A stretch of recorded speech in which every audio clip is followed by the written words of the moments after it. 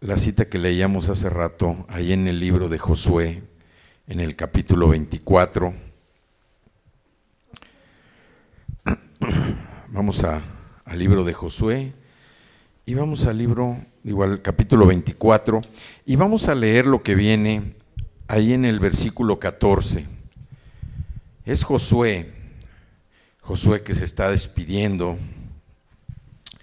Y dice el versículo 14, por lo tanto, ahora ustedes entréguense al Señor y sírvanle fielmente. Entréguense al Señor y sírvanle fielmente. Desháganse de los dioses que sus antepasados adoraron al otro lado del río Éufrates y en Egipto, y sirvan solo al Señor. Pero si a ustedes les parece mal servir al Señor, elijan ustedes mismos a quienes van a servir, a los dioses que sirvieron sus antepasados al otro lado del río Éufrates, o a los dioses de los amorreos, en cuya tierra ustedes ahora habitan. Por mi parte, mi familia y yo serviremos al Señor. ¿Y qué responde el pueblo? Eso no pasará jamás. Nosotros no abandonaremos al Señor por servir a otros dioses. El Señor nuestro Dios es quien nos sacó a nosotros y a nuestros antepasados del país de Egipto, aquella tierra de servidumbre. Él fue quien hizo aquellas grandes señales ante nuestros ojos, nos protegió durante todo nuestro peregrinaje por el desierto, y cuando pasamos entre tantas naciones, el Señor expulsó a todas las que vivían en este país, incluso a los amorreos. Por esa razón, nosotros también serviremos al Señor, porque Él es nuestro Dios.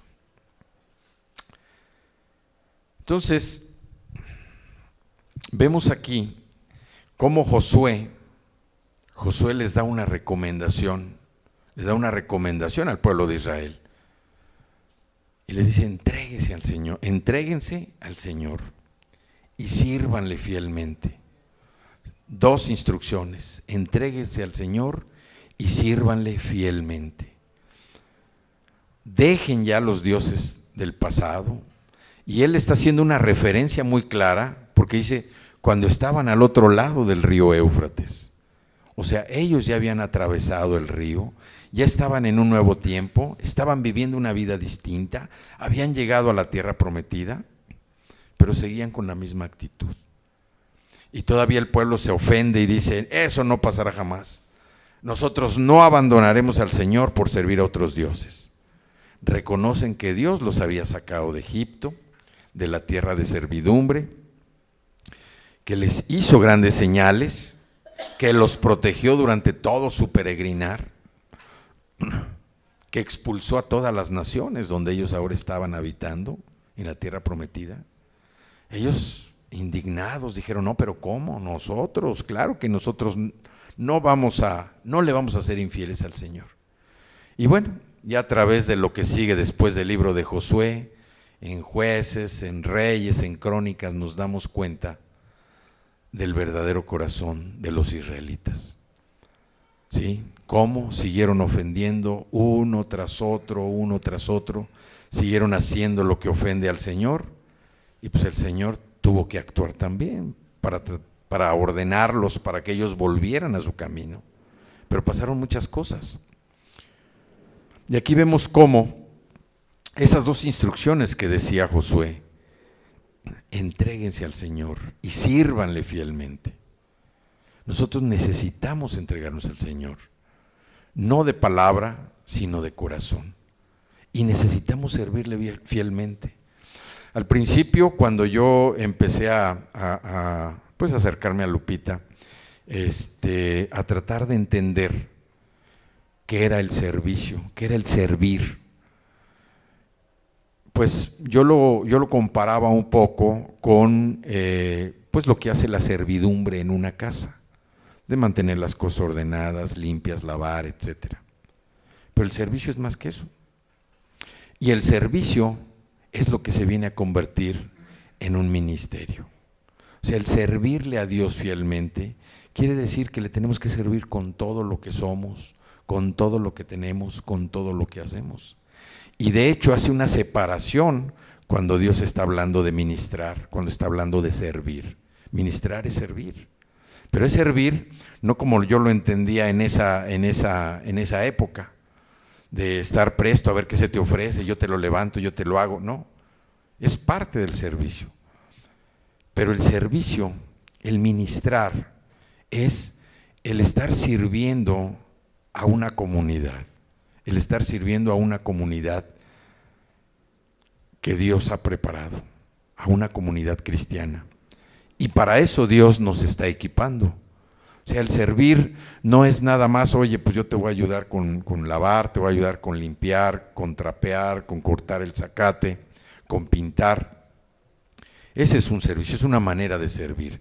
Pero nosotros debemos de tener claro que el servir a Dios es algo más que el simple servicio, que el simple acto de hacer algo para ayudar. El servir a Dios es muchísimo más que eso. Y aquí Josué, por eso les decía, entréguense al Señor. Nosotros necesitamos estar entregados al Señor, necesitamos sentir en nuestro corazón, en nuestra propia vida, que verdaderamente dependemos solo y exclusivamente de Él, que estamos rendidos ante Él, que no hay nada ni nadie en este mundo que pueda darnos lo que el Señor nos está dando o nos va a dar.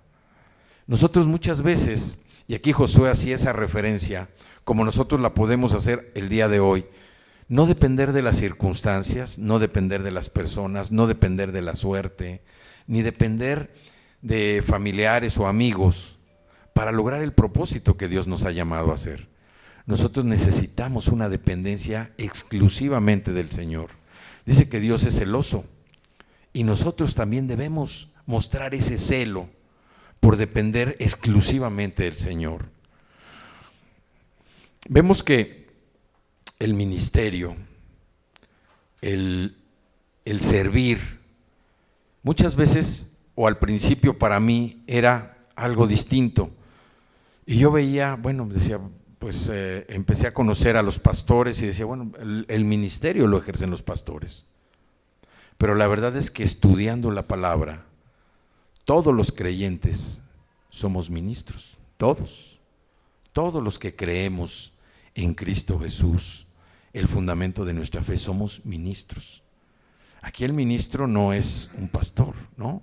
El ministro es todo el que cree en Cristo Jesús. Y Pablo también dentro de las Escrituras, dentro de sus cartas, él hace una reflexión, porque dice que el verdadero pastor, ¿sí? Nosotros tenemos un pastor, ¿sí? Que es el Señor. Señor es nuestro pastor, porque dice, el Señor es nuestro pastor y nada nos falta. Y como nada nos falta, Él nos está preparando, Él nos está equipando. Y la palabra dice que el pastor maestro equipa a los santos. Mi función aquí como pastor es equipar a los santos. ¿Y quiénes son los santos? Todos ustedes, todos nosotros somos santos, porque somos apartados para el Señor. Y nuestra labor, nuestra función es preparar, equipar a los santos para que puedan ejercer ese ministerio, porque finalmente todos los que creemos en Cristo Jesús somos ministros. ¿Somos ministros de quién? De Cristo. Somos ministros, tenemos que ejercer ese ministerio. Tenemos que servir al Señor a través de ¿qué? De ayudar a otros, principalmente a los hermanos de la fe. ¿Y quiénes son los hermanos de la fe? Todos nosotros, todo lo que es la comunidad cristiana. Por eso dice que no es por obras como viene la salvación. ¿Por qué? Porque mucha gente puede hacer buenas obras. Todos los días párense en una esquina y vean cuánta gente cree que hace una buena obra dándole monedas al cieguito que está en la esquina, al que está aventando las pelotas, al que está limpiando los parabrisas. Piensan, y así yo pensaba antes, que mi buena obra era ayudar a una persona que no tiene dinero aparentemente. Porque se pone uno a checar un poquito y se da cuenta que a veces tienen más dinero de lo que uno trae en la bolsa, ¿sí? Es una organización, es una forma en la que ellos han dedicado su actividad a obtener un dinero. Yo no voy a juzgar si es fácil o difícil, pero es una forma que ellos han destinado a invertir o a gastar su tiempo para obtener recursos. Pero aquí el ministrar es algo distinto, es diferente. El ministerio como tal dice que nosotros fuimos llamados, que somos llamados para ejercer un ministerio. Y un ministerio puede ser tan grande o tan pequeño como nosotros recibamos ese llamado de parte del Señor. Y Pablo hace referencia a que nosotros debemos estar equipados, preparados para ayudarnos unos a otros, para poder seguir preparándonos en ese llamado que Dios nos ha establecido, y que el reino de los cielos pueda seguir extendiéndose. Vámonos al libro de Efesios para que nos quede un poquito más claro esto. Vámonos al libro de Efesios. Efesios está en el Nuevo Testamento, está después del libro de Gálatas, después del libro de Corintios, del 1 y 2, después del libro de Romanos, después del libro de Hechos y después de los 4 evangelios. Y vámonos al libro de Efesios y vamos al capítulo 4. Vámonos al versículo 11 y 12. Dice que, vamos a empezar, este capítulo habla de la unidad en el cuerpo de Cristo. Y el cuerpo de Cristo, como tal, está constituido por miembros, por huesos, por músculos, por nervios, por órganos, representados espiritualmente por cada uno de nosotros. Nosotros conformamos ese cuerpo de Cristo. Y otra iglesia conforma parte del cuerpo de Cristo, y así se va conformando ese cuerpo de Cristo. Dice en Efesios 4, el versículo 4 dice: hay un solo cuerpo y un solo espíritu, así como también fueron llamados a una sola esperanza. Un solo Señor, una sola fe, un solo bautismo, un solo Dios y Padre de todos, que está sobre todos y por medio de todos y en todos. Pero a cada uno de nosotros se nos ha dado gracia en la medida en que Cristo ha repartido los dones. Por esto dice: cuando ascendió a lo alto, se llevó consigo a los cautivos y dio dones a los hombres. ¿Qué quiere decir eso de que ascendió, sino que también descendió a las partes bajas, o sea, a la tierra? El que descendió es el mismo que ascendió por encima de todos los cielos para llenarlo todo. Y luego viene el 11, dice: Él mismo constituyó a unos apóstoles, a otros profetas, a otros evangelistas y a otros pastores y maestros, a fin de capacitar al pueblo de Dios para la obra de servicio, para edificar el cuerpo de Cristo. De este modo, todos llegaremos a la unidad de la fe y del conocimiento del Hijo de Dios, a una humanidad perfecta que se conforme a la plena estatura de Cristo. ¿Sí? Entonces aquí estamos viendo nosotros cómo dice que Él constituyó, quiere decir que Él le dio dones a todo su pueblo. Él dio los dones, ¿sí? Y nosotros vemos aquí cómo dice cuál es el objetivo de que Él haya constituido a unos con diferentes actividades o funciones. Dice: a unos apóstoles, a otros profetas, a otros evangelistas y a otros pastores y maestros. Pero ¿cuál fue el objetivo? Dice: a fin de capacitar al pueblo de Dios para la obra de servicio, para edificar el cuerpo de Cristo. ¿Y cuál va a ser el resultado de todo este trabajo? De que a uno los haya nombrado o les ha dado funciones específicas para cumplir el objetivo de capacitarlos. Pero ¿cuál era la meta o cuál es la meta final? Y viene en el 13: Dice, de este modo, o sea, la meta es que todos lleguemos a la unidad de la fe y del conocimiento del Hijo de Dios, a una humanidad perfecta que se conforme a la plena estatura de Cristo. ¿Sí? Entonces aquí estamos viendo cómo pues, el ministerio no es simple y sencillamente el servir. Por eso nosotros, a cada uno de ustedes, cuando dicen, oye, ¿en qué podemos ayudar? Nosotros lo primero que decimos es, o lo que les pedimos es, hay que orar. Primero hay que orar, porque muchas veces yo puedo, o siento en mi corazón el querer hacer algo, ¿sí? Es como cuando uno se integra a un equipo de trabajo o a un equipo deportivo, ¿sí? Cuando generalmente, yo me acuerdo cuando éramos niños y empezábamos a jugar y decíamos, oye, pues nos juntábamos una bolita, se juntaban, ya éramos, no sé, unos 10, 12, y decíamos, oye, pues vamos a jugar, ¿no? Vamos a echar una cascarita. Bueno, entonces había dos que generalmente decían, a ver, pues tú y yo hacemos los equipos, ¿no? Para mantener un equilibrio. Y empezaba uno, a ver, pues tú escoges o no, pues echamos un volado y a ver, el que gane escoge primero, y así íbamos escogiendo, se conformaban los equipos, y ya que estábamos conformados los equipos decíamos, bueno, a ver, ¿tú para qué eres bueno? Bueno, pues yo prefiero estar en la portería, ¿no? Si era una cascarita de soccer, o si era un tochito, decías, no, pues sabes que yo puedo lanzar el balón, yo puedo atrapar bien, ¿no? Sabes que déjame yo marco, yo me voy atrás para los que reciben paz. Entonces, cada uno iba diciendo, ¿no?, qué era lo que quería hacer. Cuando nosotros estamos unidos en el cuerpo de Cristo, también muchas veces nos viene al corazón el tratar de ayudar con algo.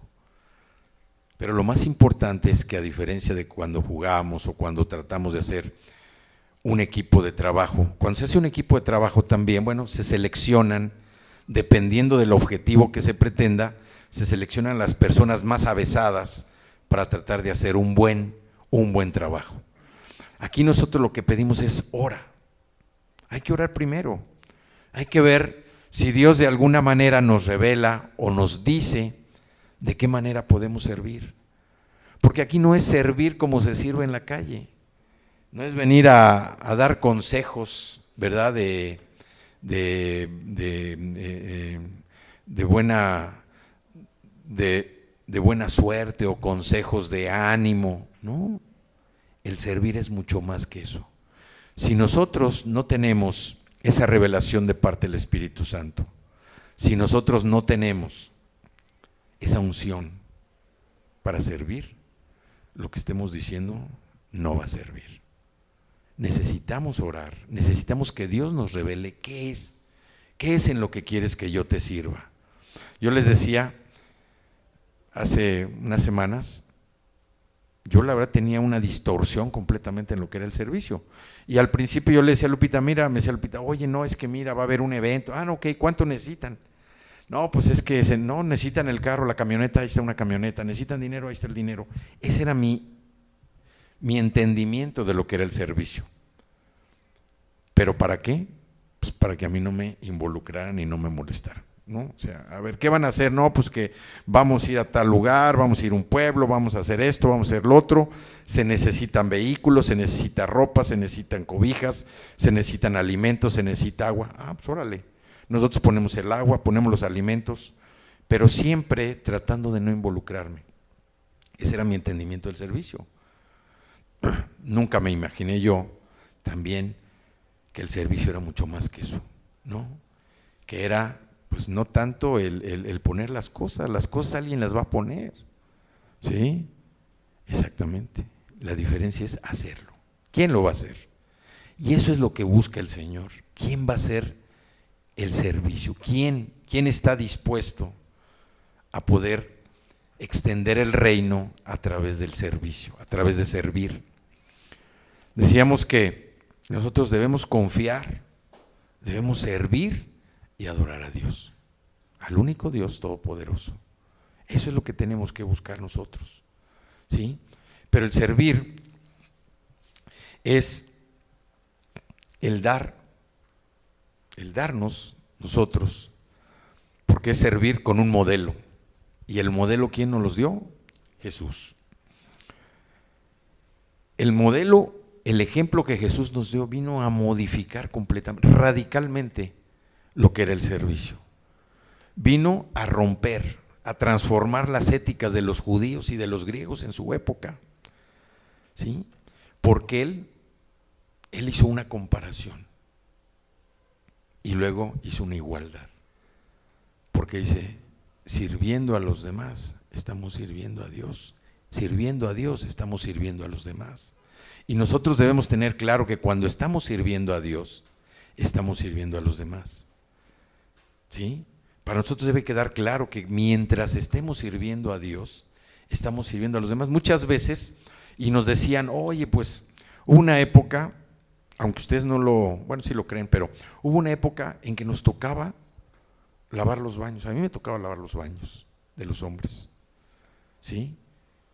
Y lo hacía. Y lo hacía. Y era una forma en la que yo trataba de servir a Dios. Pero Dios de alguna manera también me recompensaba. Porque no veía yo que era lavar los baños para el pastor o lavar los baños para... No, era una forma de contribuir a que la iglesia estuviera limpia, de contribuir a que alguien cuando entrara el baño oliera pues de manera agradable, ¿sí? O sea, a notar que era una cosa distinta, que Dios estaba ahí. Entonces, el ejemplo que Jesús nos da, ¿sí?, es que sirviendo a Dios, estamos sirviendo a los demás. Pero no hay que olvidar esto, dice que principalmente a los hermanos de la fe. Porque no es lo mismo ir a servir a quien no cree que ir a servir a un hermano, a alguien que cree. Obviamente, por el mismo modelo y el ejemplo de Jesús, nosotros de alguna manera tratamos de ayudar a todo el mundo, pero hay que poner especial cuidado y atención. Porque si alguien no conoce al Señor, alguien no conoce a Cristo, pues la ayuda va a ser como, pues muchas gracias, y se desecha. Pero cuando nosotros estamos ayudando a un hermano en la fe, ese hermano va a recibir la ayuda, no de nosotros, sino somos enviados ¿por quién? Por el Padre. ¿Para qué? Para que ellos puedan honrar y glorificar su nombre. ¿Sí? Entonces, hay una cita también ahí en Mateo 25. Vamos al libro de Mateo. Mateo 25.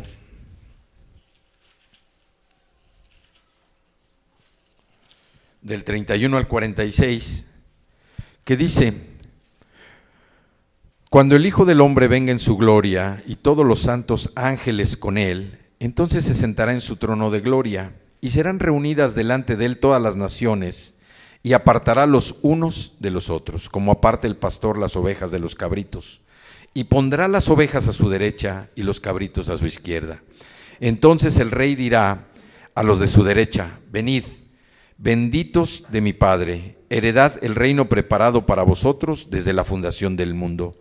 Porque tuve hambre y me disteis de comer, tuve sed y me disteis de beber, fui forastero y me recogisteis, estuve desnudo y me cubristeis, enfermo y me visitasteis, en la cárcel y vinisteis a mí. Entonces los justos le responderán diciendo: Señor, cuando te vimos hambriento y te sustentamos, o sediento y te dimos de beber, y cuando te vimos forastero y te recogimos, o desnudo y te cubrimos, o cuando te vimos enfermo o en la cárcel y vinimos a ti. Y respondiendo el rey les dirá: de cierto os digo que en cuanto lo hicisteis a uno de estos mis hermanos más pequeños, a mí lo hicisteis. Entonces dirá también a los de la izquierda: apartaos de mí, malditos, al fuego eterno preparado para el diablo y sus ángeles, porque tuve hambre y no me disteis de comer, tuve sed y no me disteis de beber, fui forastero y no me recogisteis, estuve desnudo y no me cubristeis, enfermo y en la cárcel y no me visitasteis. Entonces también ellos le responderán diciendo: Señor, ¿cuándo te vimos hambriento, sediento, forastero, desnudo, enfermo en la cárcel y no te servimos? Entonces les responderá diciendo: de cierto os digo que en cuanto no lo hicisteis a uno de estos más pequeños, tampoco a mí lo hicisteis. E irán estos al castigo eterno y los justos a la vida eterna. Aquí nosotros entendemos que cuando ministramos las necesidades del hambriento, del sediento, del forastero, del desnudo, del enfermo, del preso, nosotros estamos ministrando a Cristo, de los hermanos en la fe. Es muy diferente. El otro día alguien nos platicaba que hubo un evento evangelístico y pues, se invitó a mucha gente, porque era un evento, perdón, para ver o para recibir milagros. Y muchas veces el Señor llama a que en esos eventos se hagan milagros, ¿sí? Entonces se invitó a mucha gente, se llenó un estadio y se tomó nota de toda esa gente que no conocía al Señor y que iban por su milagro. Se le dio un seguimiento a esa base de datos, y después, dándole seguimiento, ¿saben cuántas gentes verdaderamente se convirtieron? Muy poquitas, muy poquitas. Y esto nos habla de cómo estamos expuestos. Estamos expuestos más bien a ver los milagros, a ser testigos de cosas que sucedan, pero no estamos dispuestos a humillar nuestro corazón para venir a recibir a Cristo. Esa es la diferencia. Por eso la Biblia hace énfasis en que tenemos que servir nosotros, tenemos que ministrar principalmente a los hermanos en la fe. Yo no estoy diciendo que si alguien viene y te pide algo, pues no lo hagas. Si se trata de ayudar, bueno, hay que ayudar, pero siempre hay que tener nosotros esa diferencia. No es lo mismo ayudar a alguien que no conoce. Obviamente, bueno, si viene por ayuda, lo primero que voy a hacer es tratar de que reciba a Cristo en su corazón. Y una vez que lo reciba, bueno, pues ya podemos decir, ya tengo un hermano en Cristo, ahora sí te voy a ayudar, ¿verdad? Pero no voy a condicionar la ayuda, porque a veces pues no se puede, ¿no? Mas sin embargo, nosotros debemos tener especial cuidado de estar ayudando a los hermanos en la fe. Pero también cuando nosotros, por alguna circunstancia o razón, fallamos en esto, también estamos expuestos a pecar, ¿sí? Y así lo establece Santiago 4:17, que dice: así que comete pecado todo el que sabe hacer el bien y no lo hace. Si nosotros ya sabemos lo que es bueno y no lo hacemos, pues estamos pecando. ¿Por qué? Porque en este aspecto, todo el que tomó parte en el mismo propósito de servir, está siendo un ministro. Y como ministros nosotros que somos aquí, todos somos ministros, porque somos creyentes, ¿sí? Y tenemos que ejercer ese ministerio con ese propósito. Vemos cómo también en Filipenses 2:7 vemos el propósito de Jesús. Dice, sino que se despojó a sí mismo, tomando forma de siervo, hecho semejante a los hombres. Y este pasaje se refiere precisamente a ser el siervo del Señor. Y esto nosotros lo podemos conformar o confirmar. Gracias. En el libro de Isaías, del profeta Isaías, en el capítulo 42, Isaías 42, el versículo 1 dice: este es mi siervo, a quien sostengo, mi escogido, en quien me deleito. Sobre él he puesto mi espíritu y llevará justicia a las naciones. No clamará, ni gritará, ni alzará su voz por las calles.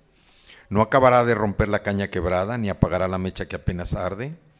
Con fidelidad hará justicia. No vacilará, ni se desanimará, hasta implantar la justicia en la tierra. Las costas lejanas esperan su enseñanza. ¿A quién se está refiriendo aquí el profeta Isaías? A Jesucristo. Y también eso lo está diciendo para nosotros. Dios nos dice, este es mi siervo, este es mi siervo. Dios nos está diciendo que nosotros somos sus siervos. ¿A quién sostengo. El Señor nos sostiene. Y es una palabra que leíamos la semana pasada, ¿verdad? En Isaías 41:10, ¿se acuerdan? Que decía: no temas porque yo estoy contigo, no desmayes porque yo soy tu Dios, que te esfuerzo. Siempre te ayudaré, siempre te sustentaré con la diestra de mi justicia. Entonces, Dios nos está confirmando y ratificando que nosotros como ministros tenemos todo su respaldo, tenemos toda su ayuda, ¿sí? ¿Cómo nos sentimos o debemos sentirnos cuando tenemos el respaldo del Señor?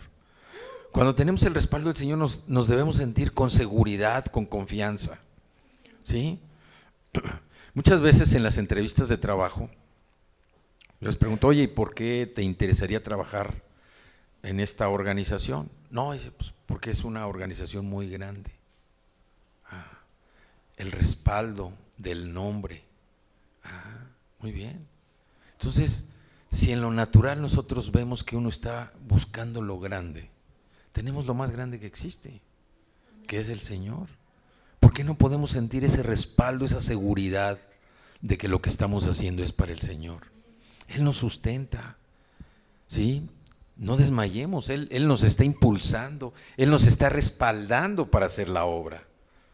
Entonces, aquí viene en Isaías 42 la promesa del siervo del Señor.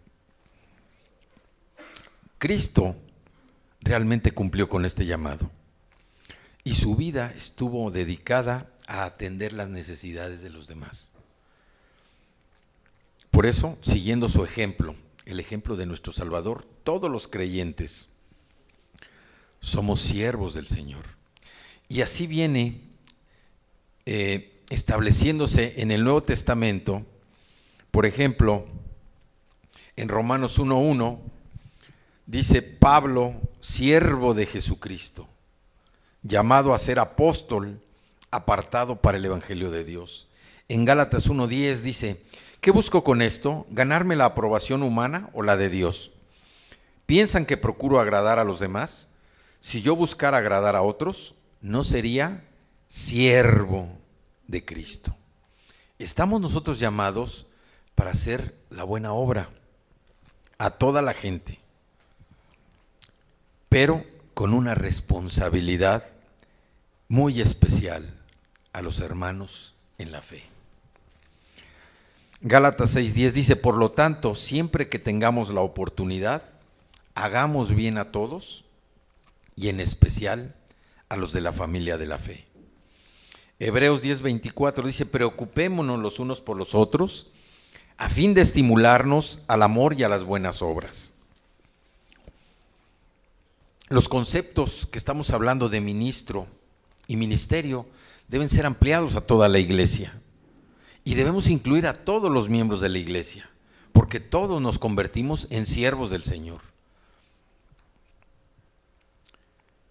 Y nosotros como pastores tenemos la tarea de equipar a los santos, entrenar a la congregación para el ministerio. Yo muchas veces oía: no que el ministerio, es que está en el ministerio, y se convierte en un tema religioso. Es que está en el ministerio, es que ellos están en el ministerio. Todos estamos en el ministerio, todos somos siervos del Señor, y todos, como les decía al principio, por el simple hecho de ser creyentes, somos ministros del Evangelio. Todos tenemos esa meta común. Todos tenemos que dar a conocer las buenas nuevas, darle de beber al sediento, pedir que reciban a Cristo en su corazón. ¿Para qué? Para que se salven, Y como Jesús dice que no vino a condenar, ¿sí? Él no vino a condenar, vino a salvar. Él no vino a criticarte, no vino a juzgarte. Él no está viendo lo que has hecho de tu vida pasada, Él no ve lo que hiciste ayer. Él vino a salvarte. Él vino a poner palabras de salvación en tu corazón. Él vino a poner vida y vida abundante en tu propia vida. Ese es lo que vino a hacer Él. Dice que el ministerio de Jesucristo es el ministerio de la restauración. vino a que restauráramos nuestra propia vida, que restauráramos nuestra salud, que restauráramos nuestras relaciones, que restauráramos nuestras finanzas, nuestra economía, que restauráramos todo lo que está en nuestras manos. ¿Por qué? Porque Él quiere que vivamos una vida abundante, que vivamos esa vida que tiene vida. Todos los santos, o sea, todos nosotros, todos los que somos santos, ¿sí?, somos responsables para amar, para ministrar de diferentes formas a otros. Y por eso Dios nos equipa. Hubo alguien que a Lupita y a mí nos estuvo equipando, nos estuvo preparando, y le damos muchas gracias a Dios por la vida de estas personas que han intervenido en nuestro entrenamiento, que también les voy a decir, es un entrenamiento que no termina. Siempre hay que estar preparándonos, ¿sí? La Biblia la podemos leer muchas veces, de tapa a tapa, pero si no aplicamos lo que viene en su palabra, en nuestra propia vida, de nada sirve. Por eso es una preparación constante, y por eso nosotros continuamente los estamos animando ¿a qué? A que estudien la palabra, a que la mediten, aunque sea un poquito, un pedacito, una cita, algo, pero que empiecen a meditar en esa palabra, a que la empiecen a hacer suya, a que empiecen a ver cómo puede aplicarse en su vida. Entonces, gracias a Dios por todas esas personas que nos han equipado, que nos han preparado, que nos han entrenado, y la labor de nosotros ahora es esa: equiparlos, entrenarlos, prepararlos para esa obra, la obra del ministerio. ¿Y cómo sabemos cuáles son las funciones que nosotros tenemos que hacer como ministros? ¿No? Hay diferentes funciones, pero hay funciones muy específicas que son dadas a través de ¿quién? Del Espíritu Santo, y que vienen también en la palabra, ¿sí? Vámonos a 1 Corintios, allá adelantito. 1 Corintios, y vámonos al capítulo 12. Estas citas para algunos ya son familiares. 1 Corintios 12, donde habla de los dones espirituales. Y vamos a leer del 1 al 11. Dice: en cuanto a los dones espirituales, hermanos, quiero, ¿qué dice aquí? Que entiendan bien este asunto. O sea, aquí está haciendo énfasis que se necesita entender muy bien este asunto. Y a lo mejor no nos va a quedar al 100% entendido ahorita, pero nosotros tenemos que seguir repasando y trabajando lo que dice.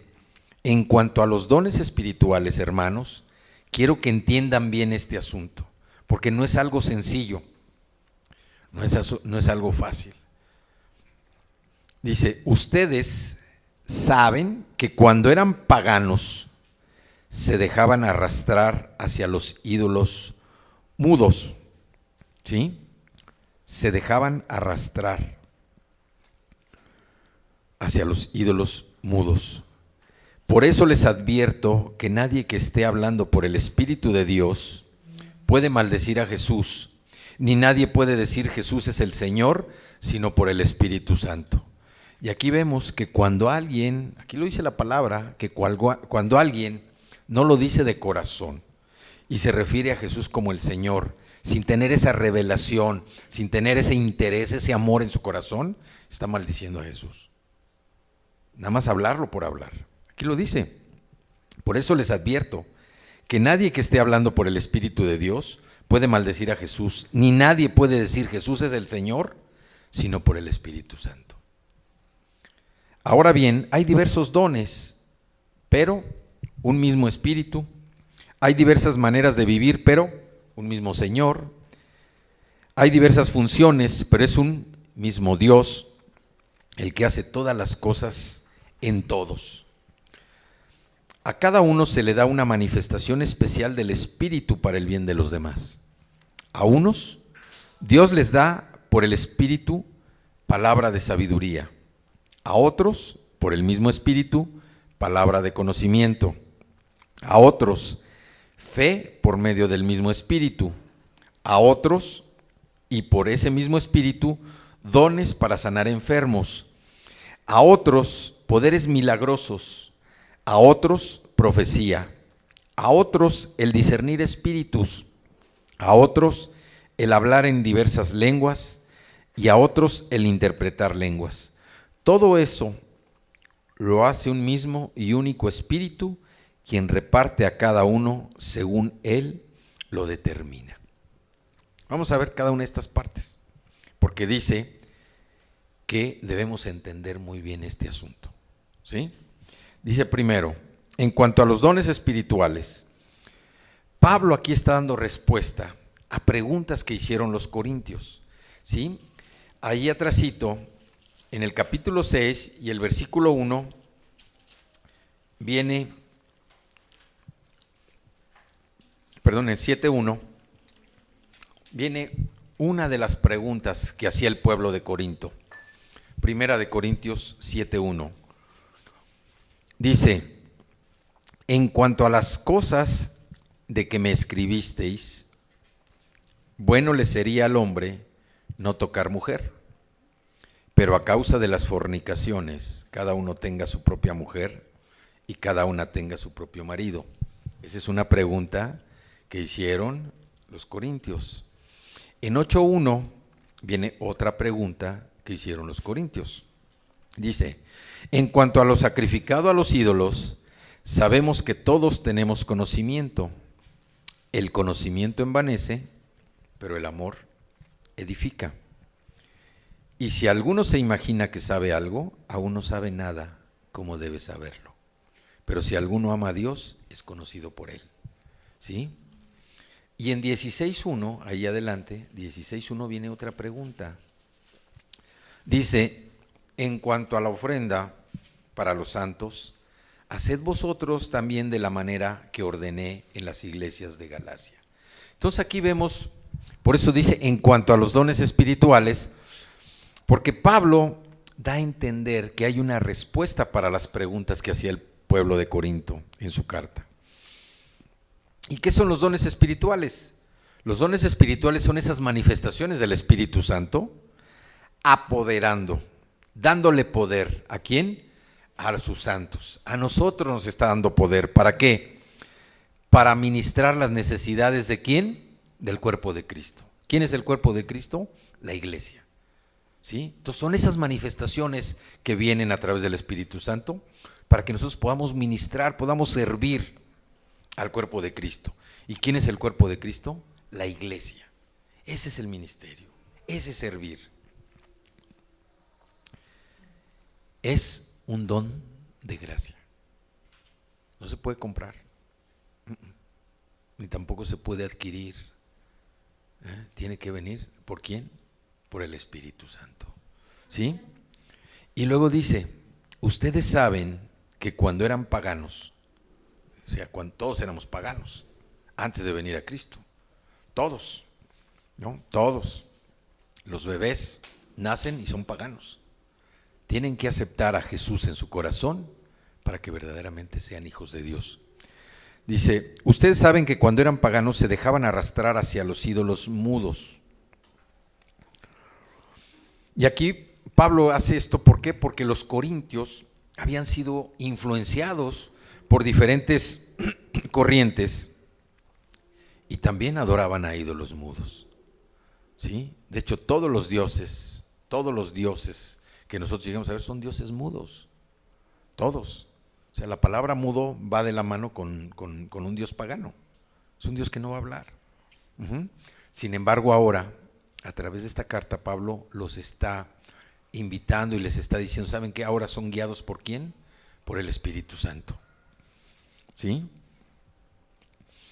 Luego dice, por eso les advierto que nadie que esté hablando por el Espíritu de Dios puede maldecir a Jesús. Cuando nosotros fuimos regenerados, restaurados por el Espíritu Santo, nuestra forma de hablar también va cambiando.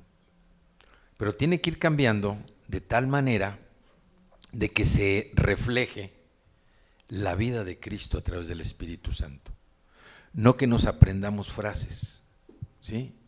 Una época en que ahí en la casa, bueno, decíamos, estás hablando cristiañol, ¿no? Porque había frases que se nos van pegando y pensamos que con eso podemos demostrar que somos cristianos, ¿no? Nosotros tenemos que ser auténticos, tenemos que ser quienes somos, o sea, Dios nos ha hecho diferentes, distintos, y nosotros no tenemos que estar adoptando frases, ¿verdad? Para lo que es peor, para decir, oye, pues con esta frase yo voy a demostrar que estoy en el ministerio, ¿no? Somos ministros y tenemos esa función de ministrar, entonces no tenemos que adoptar frases. Nuestro léxico, nuestras palabras tienen que fluir de adentro. Y como nosotros estamos en una nueva vida, hemos sido restaurados, nuestro corazón habla palabras de bendición, palabras de edificación, palabras que construyen y no palabras que destruyen. Estamos confesando en nuestro corazón, ¿sí? Cuando todos nosotros decimos Jesús es el Señor. Digan conmigo, Jesús es el Señor. Jesús es el Señor. ¿Sí? Ahí en Juan 20:28, allá atrásito. Juan 20:28.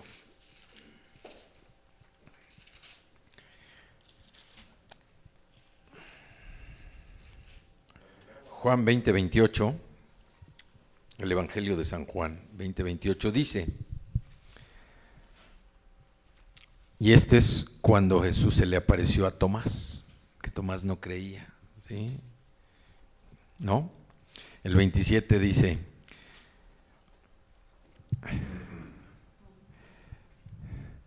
luego le dijo a Tomás, bueno, el 26 dice, una semana más tarde estaban los discípulos de nuevo en la casa y Tomás estaba con ellos. Aunque las puertas estaban cerradas, Jesús entró y poniéndose en medio de ellos, los saludó. La paz sea con ustedes. Luego le dijo a Tomás, pon tu dedo aquí y mira mis manos. Acerca tu mano y métela en mi costado y no seas incrédulo, sino hombre de fe. ¿Y qué dijo Tomás? Señor mío y Dios mío. ¿Sí? O sea, Tomás lo dice en una expresión de, pues entre sorpresa, vergüenza, pero también reconociendo la grandeza de Jesucristo. Señor mío y Dios mío, o sea, con humildad reconoce, Señor mío y Dios mío, ¿no?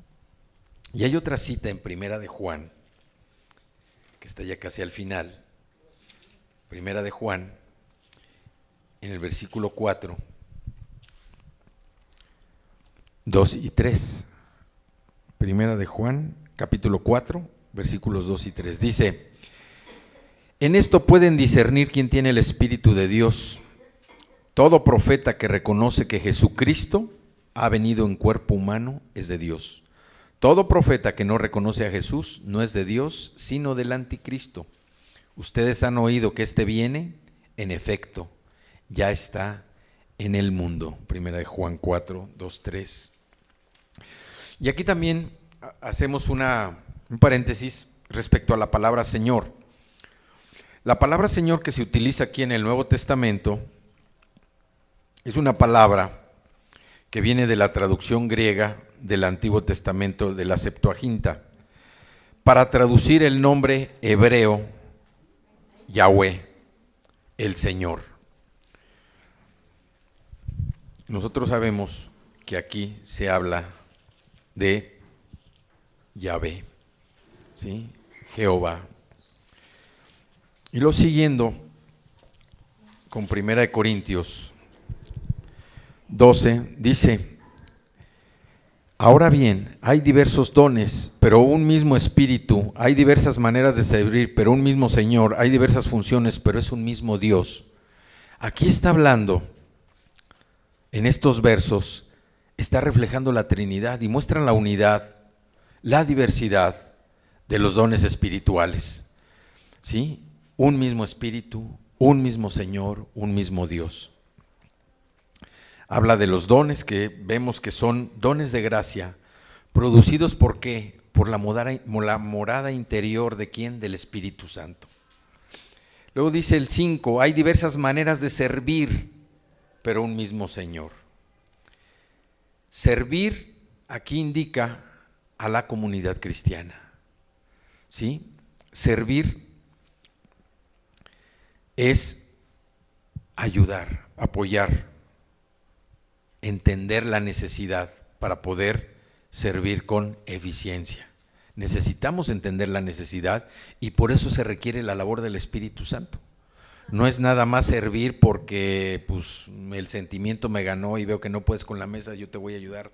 No, ese es ayudar. Pero servir tiene que ser un discernimiento de parte del Espíritu Santo. ¿Sí? El 6 dice, hay diversas funciones, pero es un mismo Dios el que hace todas las cosas en todos. Funciones, operaciones. Aquí indica el poder que está en operación. Los dones espirituales producen resultados que van a ser obvios, que nos van a sorprender. ¿Sí? Es el poder del Señor en cada uno de nosotros. El 7 dice, a cada uno le da una manifestación especial del Espíritu para el bien de los demás. A todo miembro del cuerpo de Cristo le ha sido dado algún don espiritual, que es una evidencia de la obra del Espíritu Santo trabajando ¿en dónde? En su vida. Todos los dones son planeados para edificar a los miembros de la comunidad cristiana. No son utilizados para obtener una ventaja personal, como algunos en la comunidad de Corintios aparentemente lo utilizaban. ¿Sí? Y volvemos ahí nuevamente a Primera de Pedro, vamos a la Primera de Pedro, capítulo 4 y versículos 10 y 11. ¿Sí?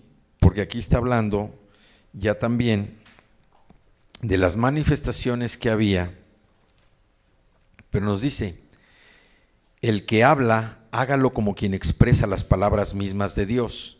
El que presta algún servicio, hágalo como quien tiene el poder de Dios. Así Dios será en todo alabado por medio de Jesucristo, a quien sea la gloria y el poder por los siglos de los siglos. Amén. Aquí vemos nosotros cómo nos está diciendo que el que lo hace, ¿sí?, tiene que hacerlo como quien tiene el poder del Señor, como quien tiene el poder de Dios. No podemos nosotros ver si va a funcionar, no podemos dudar de lo que estamos haciendo, porque ¿quién es el que nos está respaldando? El Señor. Por eso es tan importante que nosotros tengamos ese discernimiento de entender que lo que estamos haciendo, el llamado, el ministerio que estamos desempeñando, es una función, una operación que Dios nos llamó a hacer, para que después no haya frustración. ¿Sí? Que no tengamos frustración o no tengamos problemas de que nos desanimemos porque no está haciendo lo que Dios nos había llamado a hacer.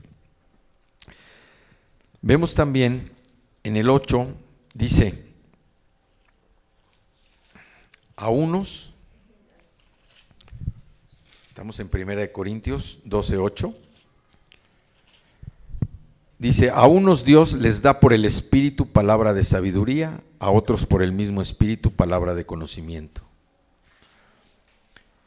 Vemos aquí que nadie tiene el mismo don o todos los dones. A uno les da un don, a otro les da otro don. ¿Para qué? Para que toda la iglesia pueda irse fortaleciendo. Palabra de sabiduría o de conocimiento. Y aquí son dones que conocen la necesidad de la comunidad cristiana, cuando el conocimiento o sabiduría es requerida para tomar decisiones o para elegir un apropiado curso de acción. Es cuando viene el don de sabiduría, el don de conocimiento. Hay una necesidad en la comunidad de tomar una decisión importante, entonces tiene que venir el don de sabiduría o el don de conocimiento. El 9 nos dice, a otros fe por medio del mismo Espíritu. ¿Sí? Esta fe no es la fe que salva, ¿sí? Porque quien salva es Jesucristo. Y nosotros la salvación ya la tenemos por tener a Cristo en nuestro corazón. esta fe es la fe que conoce una necesidad específica dentro del mismo cuerpo de Cristo. Luego nos dice a otros, y por ese mismo espíritu, dones para sanar enfermos, dones de sanidades. Aquí el doble plural sugiere diferentes clases de enfermedades y la variedad de formas en las que Dios los sana. Nos habla también de los poderes milagrosos, ¿sí? Los poderes milagrosos. Aquí les voy a decir algo, en la Biblia, en toda la Biblia, no viene la palabra sobrenatural, ¿sí? En toda la Biblia no viene la palabra sobrenatural. Y para el lado del mundo, la gente que no se conoce a Cristo busca siempre lo sobrenatural. Hay programas de radio, de televisión que están enfocados precisamente a dar a conocer algunos eventos de carácter sobrenatural. ¿Qué son los poderes milagrosos? Los milagros son obras de poder. Y en la Escritura un milagro es una acción que no puede ser explicada por medios naturales. Ese es un milagro, no puede ser explicada por medios naturales. Es un hecho, ¿sí? O es un acto en el que Dios muestra su poder con un propósito específico. Por eso nosotros decimos que cuando una persona recibe un milagro, lo que tiene que hacer que es alabar y darle gloria al Señor. No ponerse a investigar, oye, ¿cómo fue? ¿Cómo vino? A ver, déjame ver, no. Tratar de buscar la justificación de por qué se dio. Como hoy lo que hacen, ¿no? Que están comparando la Biblia, los hechos de la Biblia con acontecimientos que sucedieron en su tiempo.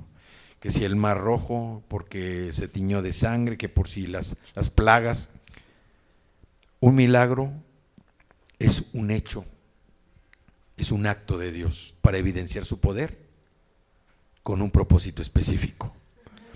Y luego habla de la profecía también. Dice a otros, profecía. La profecía es una comunicación que se establece entre la mente de una persona, ¿sí? Con Dios, en donde Dios le va a revelar un mensaje al creyente por medio del Espíritu Santo. Muchas veces puede ser una predicción, un pronóstico de algo que va a suceder, como hay un ejemplo, no lo vamos a ver ahorita, en Hechos 11:28 de Agabo, o una indicación de la voluntad de Dios en una situación dada, ¿sí? Esa es una profecía. También nos habla del discernimiento de espíritus. Dice, a otros el discernir espíritus. Y desde este punto también pueden existir falsas profecías que vienen de espíritus del mal. Por eso es necesario este don para distinguir lo verdadero de lo falso. Y por eso también nosotros continuamente los estamos invitando a que estudien la palabra del Señor, a que también confirmen, ratifiquen, verifiquen lo que se habla desde este lugar, para que ustedes tengan la confirmación de que verdaderamente es Dios es Dios el que está hablando, es palabra del Señor la que estamos recibiendo, y que se pueda discernir lo que es falso de lo que es verdadero. Muchas sectas se forman precisamente por no estudiar la palabra y estar creyendo lo que una persona les dice, ¿sí? Hasta que esta persona, ¿qué hace? Los atrapa. ¿Han visto cómo una telaraña atrapa a un insecto en su propia red? Pues es algo similar. Una persona, una doctrina de hombre o algo que viene en la palabra, lo podemos tomar como una doctrina, hacer una doctrina de hombre y entonces atrapar a un grupo de gente, y en eso es una secta. Ya no están confiando en la palabra del Señor, ya no están meditando la palabra del Señor, están confiando ¿en qué? En lo que les dice la persona, en una doctrina humana, y esto generalmente ¿a dónde los va a llevar? A la muerte, ¿sí? Y luego finalmente dice, habla de las lenguas, ¿sí? Que son lenguajes o dialectos, y se refiere a una habilidad de hablar en lenguas que no son aprendidas. Por eso se oye a veces raro cuando uno está orando en lenguas. Pero también dice que debe haber un intérprete, un don de interpretar lenguas. ¿Por qué? Porque a través de la interpretación de lenguas se edifica toda la iglesia. cuando uno ora en lenguas, uno se está fortaleciendo y edificando exclusivamente con el Señor. Pero cuando hay un don de interpretación de lenguas, toda la comunidad escucha y se edifica a toda la iglesia. ¿Sí? Y luego el último dice, el 12:11, todo esto lo hace un mismo y único Espíritu, quien reparte a cada uno según Él lo determina. Vemos que el Espíritu Santo soberanamente determina qué don o dones deberá tener cada creyente. ¿Sí? Entonces, nosotros, como ministros del Evangelio, porque somos ministros del Evangelio, ¿sí? Dios, a través de pastores, de maestros, nos está preparando y nos está entrenando y equipando para hacer la obra, para cumplir con su llamado, para cumplir con ese propósito que veíamos ahorita. Y ese entrenamiento nosotros lo tenemos que estar haciendo a través de ¿qué? Del estudio de la palabra, de la meditación y también de la oración que nosotros mismos debemos hacer. ¿Para qué? Para recibir esos dones, para recibir ese don, para entender cuál es el don que el Espíritu Santo está poniendo en mi corazón para contribuir a la obra de la extensión del reino de los cielos. Para terminar, vámonos a Lucas 22. El libro de Lucas, del Evangelio de San Lucas, está antes del Evangelio de San Juan. Y Lucas, capítulo 22, vamos a leer ahí de los versículos del 24 al 27. Dice, la grandeza en el servicio. Hubo también entre ellos una disputa sobre quién de ellos sería el mayor. Pero Jesús les dijo, los reyes de las naciones se enseñorean de ellas, y los que sobre ellas tienen autoridad son llamados bienhechores. Mas no así vosotros, si no sea el mayor entre vosotros como el más joven, y el que dirige como el que sirve. Porque, ¿cuál es mayor, el que se sienta a la mesa o el que sirve? No es el que se sienta a la mesa, mas yo estoy entre vosotros como el que sirve. ¿Sí? Entonces aquí vemos que dice que el mayor va a ser el menor y va a ser el que sirve. ¿Sí? Aquí Jesús nos está dando un ejemplo de humildad. Nosotros para servir también debemos hacerlo con humildad. No debemos, oye, pues sabes que yo soy ministro y como tal me voy a comportar. No como los ministros que conocemos, ¿verdad? Algunos, los ministros, yo a los ministros que conocí eran solamente los de la Suprema Corte y bueno, la verdad que dan un ejemplo que más vale no hablar. Pero nosotros somos ministros del Evangelio, ¿sí? Vamos a ponernos de pie, por favor. Vamos a orar, cierren sus ojos y vamos a pedirle al Espíritu Santo que derrame esa unción para que nosotros podamos discernir cuál es el don que Dios ha puesto en mi corazón, cuál es el don que Dios quiere que yo reciba para servirle a Él. ¿Cuál es el don que Dios quiere poner en mí para que yo haga más grande su obra? Cierren sus ojos. Padre, te damos gracias en esta tarde, Señor. Te pedimos que envíes a tu Espíritu Santo, Señor. Te pedimos que se derrame la unción sobre este lugar. Que se derrame, Señor, tu gracia sobre todos y cada uno de estos ministros, Señor, del Evangelio. Sobre todos y cada uno de estos hijos tuyos, Señor, que creemos en Jesucristo como nuestro Señor y Salvador. Padre, derrama tu poder, que se sienta en nuestro corazón, Señor, cómo baja, cómo se llena el cumplimiento de tu palabra, Señor, cómo se llena la promesa en nuestra vida, Señor.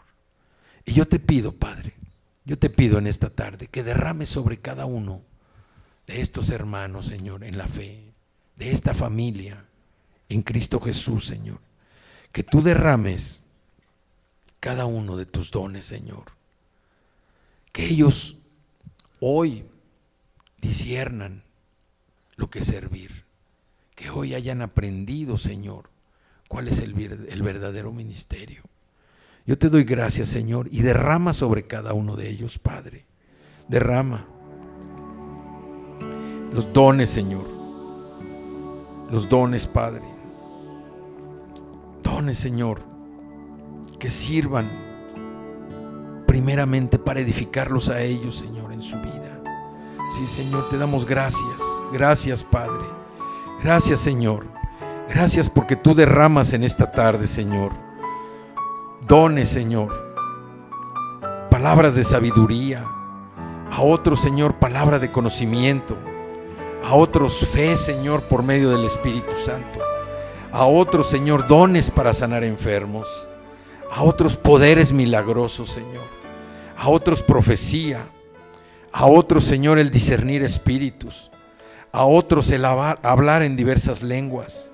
A otros, la interpretación de lenguas, Señor. Padre, que tu Espíritu Santo se manifieste en la vida de cada uno de nosotros, Señor. Que se reflejen esos dones, Padre, para servir a los hermanos de la fe primeramente, Señor. Que podamos mostrar el carácter de Cristo, Señor, y que tu Espíritu Santo determine el don o los dones que a cada uno le correspondan, Señor. Te damos gracias por la oportunidad que tú nos das, Señor, de compartir tu palabra. Te damos gracias. Gracias, Señor, porque tú nos das la oportunidad de conocerte mejor. Dice que la vida eterna es conocerte a ti, Padre, y estamos viviendo esa vida eterna. Yo te doy gracias porque estos dones, Señor, sirven para edificarnos a nosotros mismos y para edificar, Señor, a tu iglesia, para edificar el cuerpo de Cristo. Yo te doy gracias porque cada uno de estos hermanos, Señor, en la fe, aplican esos dones, Señor. Entienden cuál es su llamado, entienden cuál es el don que el Espíritu Santo ha puesto sobre cada uno de ellos, Señor, y ellos los ponen en práctica, los aplican, Señor, para la extensión de tu reino, para darte gloria y honor a ti, Señor. Te damos gracias, gracias, Padre, por esta obra maravillosa que tú estás haciendo en la vida de nosotros. Te damos gracias, Señor. Gracias porque sabemos que estos dones servirán para exaltar tu nombre, para glorificarte a ti, Padre, que eres el creador de todo lo que se ve y de todo lo que no se ve. Yo te doy gracias, Señor, por la vida de todos estos hermanos. Te damos gracias, Señor. Gracias porque se están preparando, se están equipando, Señor. Están en un entrenamiento intensivo, Señor, para salir al mundo, a darte gloria y honor a ti, Señor. A poner en práctica lo que tú nos has llamado a hacer, Señor. A dar de gracia lo que de gracia hemos recibido. Y te damos gracias, Señor, porque se derrama la unción del Espíritu Santo en esta tarde, en este lugar, y todos reciben, Señor, por discernimiento, el don que tú le has puesto, Señor, en su corazón, para hacer ese ministerio que tú quieres, Señor, que cada uno de nosotros desempeñemos. Te damos gracias, Señor, te damos toda la honra, toda la gloria, Señor. Nos rendimos delante de ti, reconocemos que Jesucristo es nuestro Señor y Salvador, y te damos gracias. Gracias, gracias, gracias, gracias, gracias, Padre, en esta tarde, en el poderoso nombre de Cristo Jesús, y todos decimos amén.